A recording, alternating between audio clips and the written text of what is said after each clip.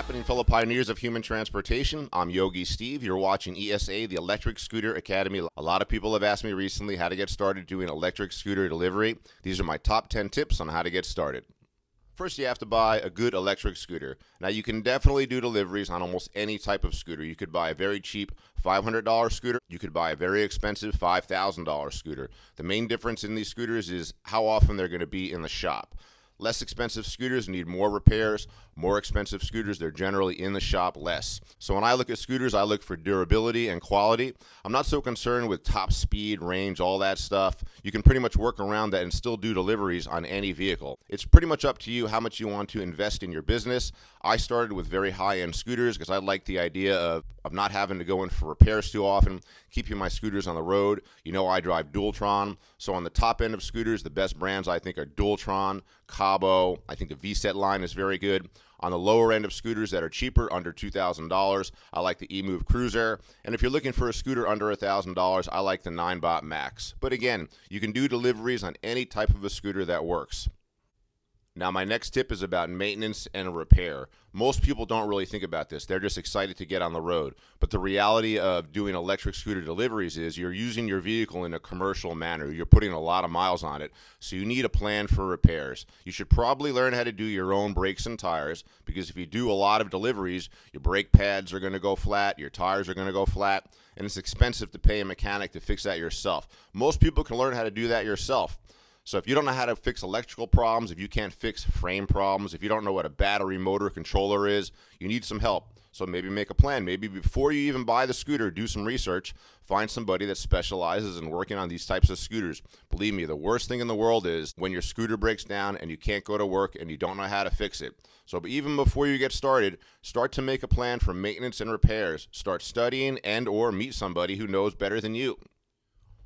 Quick tip on safety gear. Obviously, you need to wear safety gear. What do you get started with? I think everybody knows you have to wear a helmet. Helmets are crucial, essential, probably the most important part of your safety gear. I think the second most important part of your safety gear is to wear good gloves. Oftentimes when you crash on these scooters, you crash on your hands. I can't tell you how many times I put gravel into my hands before I started wearing good gloves. So the way I look at safety gear is helmet, gloves, knee pads, elbow pads, everything else is supplemental in that order. Helmet first, gloves second, knee pads, elbow pads. Those are optional, but you probably should wear those. If you want to wear a full chest and back protector, that's totally up to you.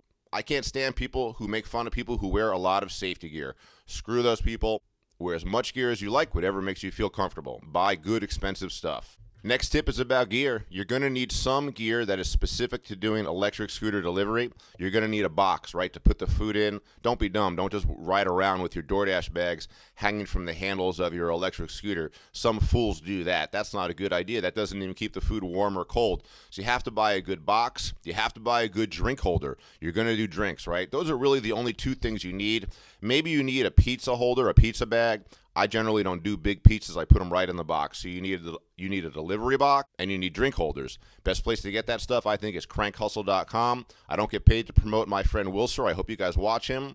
But crankhustle.com has got everything you need, fair prices. Sometimes they're out of stock and you really need something. Of course, you can just go to Amazon.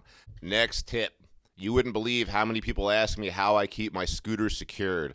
I always recommend a good quality lock. I think the best brand you can get is called the Kryptonite lock. These big yellow locks, they've been around for many years. Now, these locks really only buy you a few minutes. It is said that an expert could probably pick the lock. Even somebody with just an angle grinder could get through it in 5 minutes. But the way I do deliveries is I hardly ever leave the scooter alone more than a few minutes. So you got to buy a good quality lock, mostly as a deterrent. Don't buy a cheap lock. There are very few brands out there as good as the Kryptonite. There might be some brands that are more expensive, but I think your lock should probably cost you at least $100. Don't be cheap. Buy a Kryptonite lock for security. Next tip, it's important that you multi-app. You cannot make a lot of money doing this job just working for Doordash or Grubhub or Ubereats. Every single high-level professional quality delivery guy multi-apps. There's nothing illegal about it. You cannot get in trouble for doing it. You should maybe learn one app at a time, but once you learn the apps, once you can operate them easily, you have to multi-app. It's just essential. I don't know a single guy out there on the street that I see that is not multi-apping.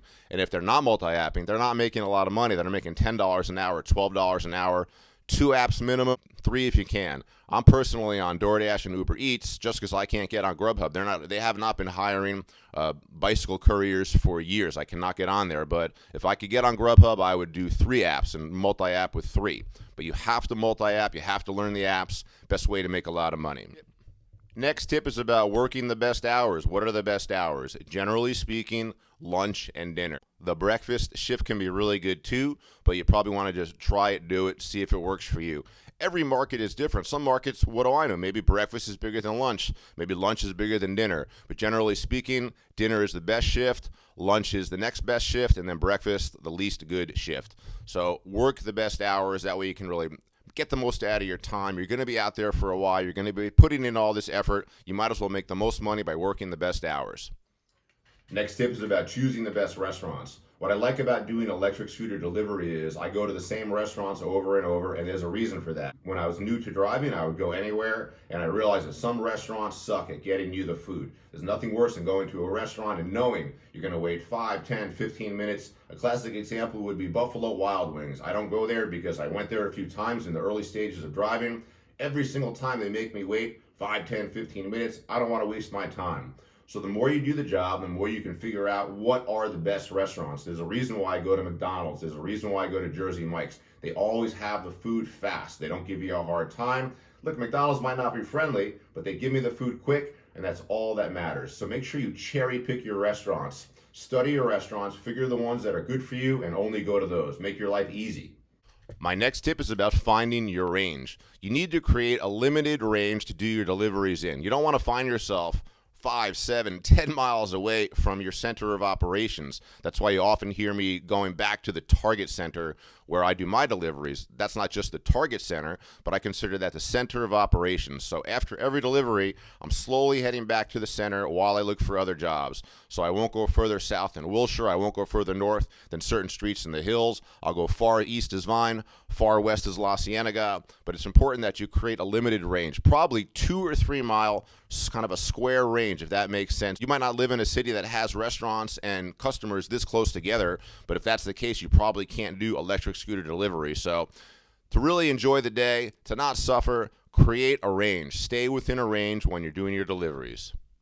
This last one is a little advanced, and it goes for the people that do a lot of deliveries. I think it's important that you pace yourself, especially in the early stages. This job can be incredibly fun. If you like riding the scooter, if you like getting out there in good weather, the job can be just fun. Maybe you just quit some shitty job working in the office.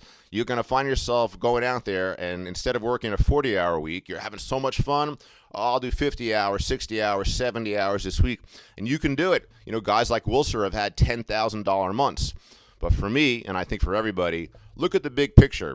Don't burn yourself out. Pace yourself. You know, if you're older, you probably want to work less. If you're younger, you can work more. If I was 25 years old right now, I'm sure I would put in 50 and 60-hour weeks. But for me, I only work part-time. I do about 25 hours of deliveries a week, and I always stay fresh. It's a perfect pace.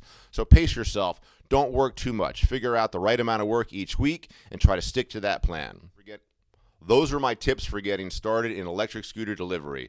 Of course, there's more to it. If you have any questions, please drop them in the comments down below. I have over 10,000 subscribers, over 850 videos, and I have responded to every single comment ever posted on my page. I love talking to you guys. I really appreciate your support. I love to see the growth on the channel. Please subscribe to the channel, like the video, leave comments, ask questions. All right, guys, I'm going to go out there and work right now. I'll have a video ready for you tomorrow. Thanks again.